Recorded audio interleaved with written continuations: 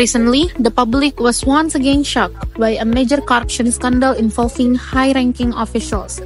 The state losses reached trillions of rupiah. Even more disturbing, some of the perpetrators came from institutions meant to uphold public trust.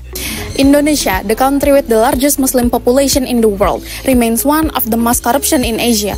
Why does corruption still thrive, and how does Islam view this issue? What is corruption? Corruption is the abuse of power for personal gain, usually through dishonest and illegal means.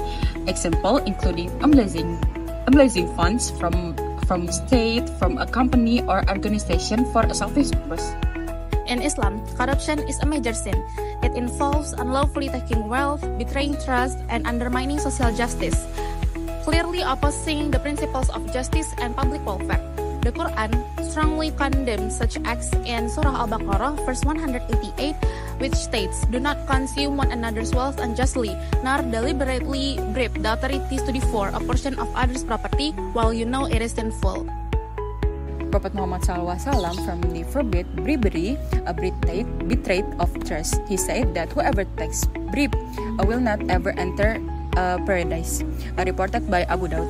Taking others' trust unjustly is a form of corruption and disgraceful act.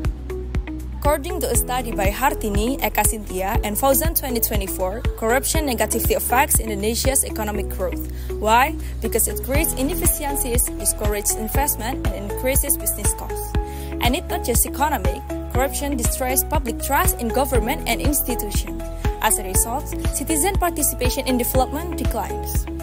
In Islam, corruption is not just a legal offense, it's a major sin and betrayal of trust. According to Surah Al-Imran 116:1, those who commit corruption will be disgraced in the hereafter, carrying the stolen good before everyone. Corruption is shameful in this world and destructive in the next. What drives people to act corruptly? Islam identifies three major root of causes. First, weak of faith and lack of fear of Allah. If they believe that Allah always watching for us, they would not dare to act corruptly. 2 is loss of awareness of trust and responsibility. Leadership is not about a privilege but a heavy responsibility. 3 is uncontrolled materialism and consumerist lifestyle. When the success is measured by wealth instead of pity, corruptions become a shortcut. Islam offers a comprehensive solution to fight corruption, not just through by law, but by addressing moral, leadership, community, economy, all rooted by justice. First, taqwa and honesty from early age. Islam entails taqwa awareness from a God's presence and honesty from young age. This is the first shield against corruption. 2. Just and trustworthy leadership.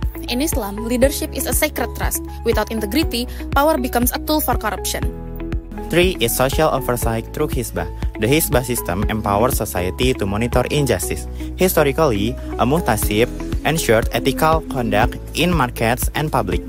4. Strengthening zakat and Islamic finance. Corruption often stems from economic disparity. Islam contrasts this through zakat, prohibition of riba, and economy based on justice and fair. Corruption can be solved by rules alone. It takes saving faith, honest leaders, active communities, and a just economic system. Let's fight corruption with the values of Islam. Start with yourself, for a nation, for a hereafter.